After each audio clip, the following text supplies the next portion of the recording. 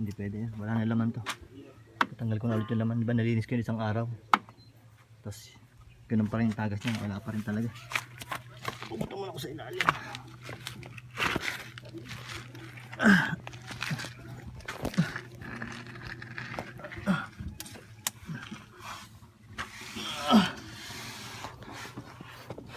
Ayun no, kita mo yung green na yun, matagas. Saan na ba ako? Baka meron na ito. Ayun, kita na, ayun. Ayun no. Ayun no, doon nagagaling yung tagas. Diyan sa water bypass tube na yan. Ayan no, kita mo yan. Coolant yan. Isa damage na nandito sa kotse na to. Hindi ko makita yan. Ayan no, coolant yan.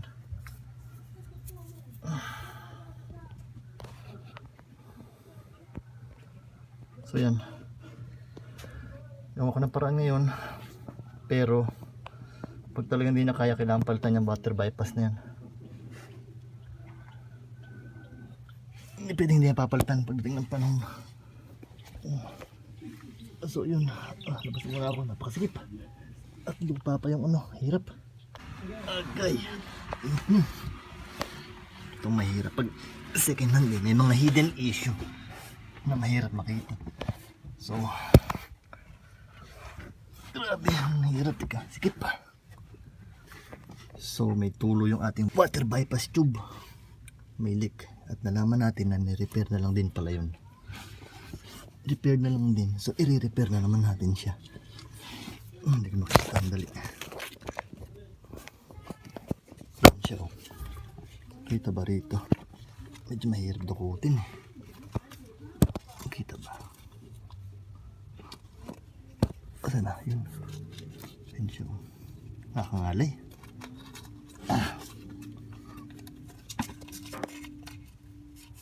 Nililiha ko siya para kumapit yung epoxy. Lakas ang tagas niya. Ayun siya. So, re-repair natin siya. Grabe. Yun naman, sa second hand sasakyan. May mga hidden issues na siyempre hindi naman agad na-check to eh. Lalo mga ila-ilalim na to. Tsaka tagon-tagon talaga siya. Sobrang tagon-tago. So nagtumagas na siya. Siyempre obligado kong anuhin to dahil cooling system to eh. Grabe, hirap. Sikip. Wala pa akong proper na tuntungan. Bato lang. At saka yung kabila, bato lang din. Sa bato lang nakatuntong. Ayun siya. Grabe, diba? Nilihain muna natin, linis natin maigi. So, epoxy natin ng high temperature epoxy. Grabe. Kasi ito, natapansin ko to, walang tornilyo yan. Kaya siguro nag-leak. Kasi nung nagpa-EGR cleaning kami, hindi na nila binalik yung tornilyo. Kaya ngayon, pag siyempre maandar yung makina, nagbabibrate. Kaya siguro yung dating repair bumitaw. Kasi nga walang tornilyo. Ako lang ang naglagay ng tornilyo dyan. Napakahirap lagay ng tornilyo nyan. Nako, grabe. Kasugat-sugat nga ako. Hindi kita, sugat ko sa kamay. So yun. Yan siya. Ay. Pero overall, napakagandang makina nito. Wala naman siyang leak. Although itong oil seal ng shafting, medyo may konting moisture na. Ito, hindi kita sa dalawa ng ilaw eh.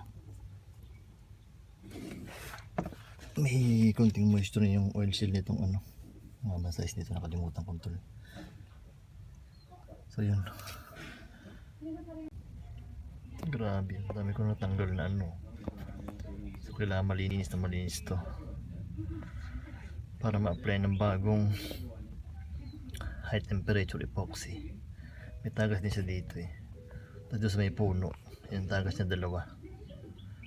So hindi ko alam sa kabilang side sa likod, sa taas kung meron. Kasi hindi ko naman kita dahil nasa ilalim tayo ng kotse.